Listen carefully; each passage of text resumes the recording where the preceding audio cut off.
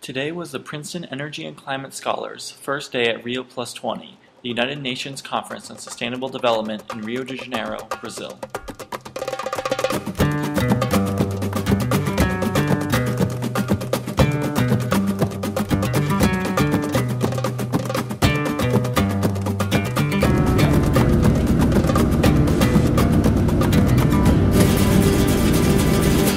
First impressions of Rio+20, it's absolutely massive. We're standing in one pavilion of 5, which could store at least 10 jumbo jets each. There's one pavilion completely devoted to food, another pavilion completely devoted to side events. One of the big questions at Rio+20 is how we can move forward on sustainable development.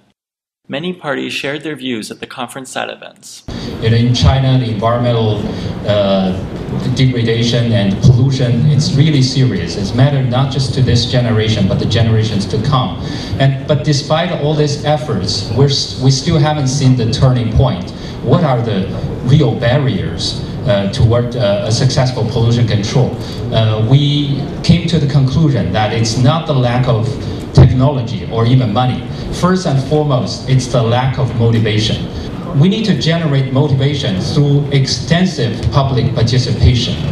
So this makes I think this meeting very relevant, because 20 years ago in this city, the Rio Declaration, the Principle 10 of Rio Declaration made it very clear the best way to handle environmental issues is to make sure that the citizens could participate. Demonstrating the civic engagement principle outlined by Ma Jun is the U.S.-China Youth Forum, where youth from the 2 largest economies discuss their potential contributions to Rio+20.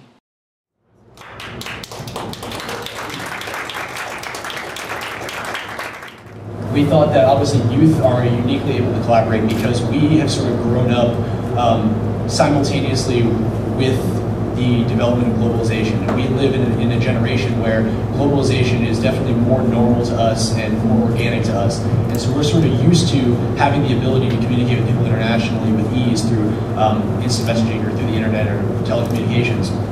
Whereas the previous generation, that came later on in their lives. So we are inherently integrated with the idea of globalization, which makes it a lot easier for us to collaborate with other people our age from our generation.